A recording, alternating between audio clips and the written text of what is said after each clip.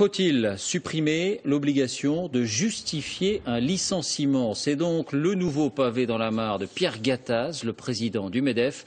Pour lui, les contraintes du licenciement seraient des obstacles au recrutement. Anaïs Barre, Dominique Bonnet. Licencier des salariés sans aucun motif, c'est le nouveau rêve de Pierre Gattaz. Selon le président du MEDEF, un chef d'entreprise qui pourrait se séparer sans justification de ses salariés aurait plus de facilité à embaucher. Et pour changer le droit du travail en ce sens, il faudrait, selon lui, sortir de la Convention de l'Organisation internationale du travail, qui nous oblige à justifier les motifs du licenciement. En clair, pour lui, la difficulté à licencier serait l'un des principaux freins à l'embauche. Aujourd'hui, pour être légale, la rupture d'un CDI doit avoir une cause réelle et sérieuse, avec des motifs très précis, comme l'insuffisance professionnelle, c'est-à-dire l'incompétence, la faute ou la difficulté économique de l'entreprise. Résultat, pour le MEDEF, les contestations de licenciement au prud'homme sont trop nombreuses. Les propositions choquent. Pierre Gattaz en a fait sa spécialité. Il a récemment proposé de baisser le SMIC ou de supprimer des jours fériés. Des provocations aux yeux des syndicats.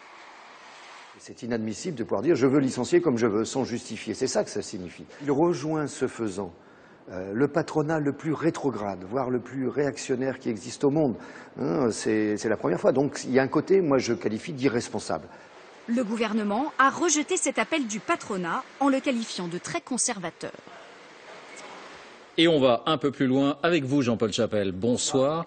D'abord, combien y a-t-il de licenciements chaque année? Alors regardez.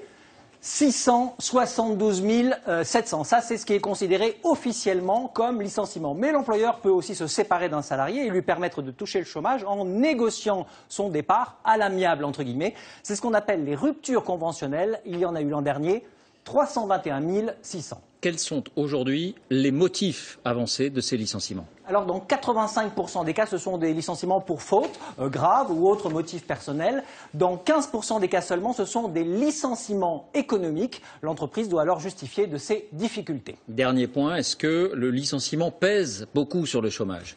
Non, le licenciement est la cause du chômage dans 22% des cas, mais la principale cause, loin devant, 46%, bien, ce sont les fins de CDD, les contrats à durée déterminée. Viennent ensuite les fameuses ruptures conventionnelles, 10%.